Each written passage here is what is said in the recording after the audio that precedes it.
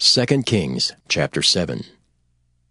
Then Elisha said, Hear ye the word of the Lord. Thus saith the Lord, Tomorrow about this time shall a measure of fine flour be sold for a shekel, and 2 measures of barley for a shekel in the gate of Samaria.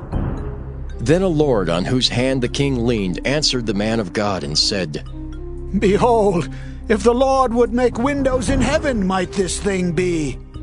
And he said, Behold, thou shalt see it with thine eyes, but shalt not eat thereof.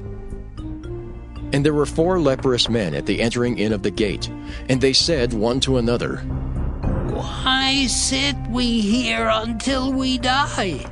If we say we will enter into the city, then the famine is in the city, and we shall die there.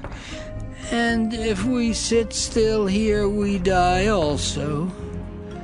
Now therefore come, and let us fall unto the host of the Syrians.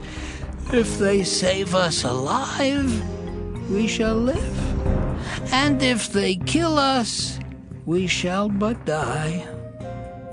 And they rose up in the twilight to go unto the camp of the Syrians. And when they were come to the uttermost part of the camp of Syria, behold, there was no man there. For the Lord had made the host of the Syrians to hear a noise of chariots, and a noise of horses, even the noise of a great host. And they said one to another, Lo, the king of Israel hath hired against us the kings of the Hittites, and the kings of the Egyptians to come upon us.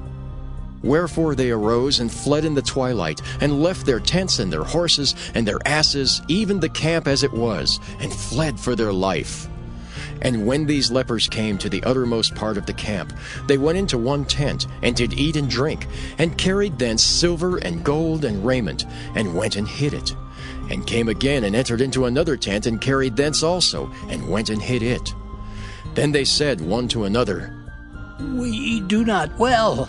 This day is a day of good tidings, and we hold our peace.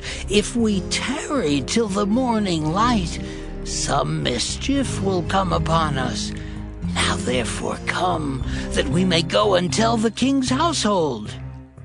So they came and called unto the porter of the city, and they told them, saying, We came to the camp of the Syrians, and behold, there was no man there, neither voice of man, but horses tied and asses tied, and the tents as they were. And he called the porters, and they told it to the king's house within. And the king arose in the night, and said unto his servants, I will now show you what the Syrians have done to us.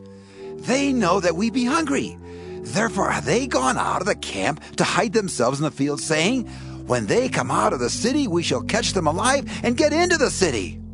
And one of his servants answered and said, Let some take, I pray thee, 5 of the horses that remain which are left in the city. Behold, there is all the multitude of Israel that are left in it. Behold, I say, there are even as all the multitude of the Israelites that are consumed. And let us send and see. They took therefore 2 chariot horses, and the king sent after the host of the Syrians, saying, Go and see. And they went after them unto Jordan, and lo, all the way was full of garments and vessels, which the Syrians had cast away in their haste. And the messengers returned and told the king. And the people went out and spoiled the tents of the Syrians. So a measure of fine flour was sold for a shekel, and 2 measures of barley for a shekel, according to the word of the Lord. And the king appointed the Lord on whose hand he leaned to have the charge of the gate. And the people trode upon him in the gate, and he died, as the man of God had said, who spake when the king came down to him. And it came to pass, as the man of God had spoken to the king, saying, 2 measures of barley for a shekel, and a measure of fine flour for a shekel, shall be tomorrow about this time in the gate of Samaria. And that Lord answered the man of God, and said, Now, behold, if the Lord should make windows in heaven, might such a thing be? And he said, Behold, thou shalt see it with thine eyes, but shalt not eat thereof. And so it fell out unto him, for the people trode upon him in the gate, and he died.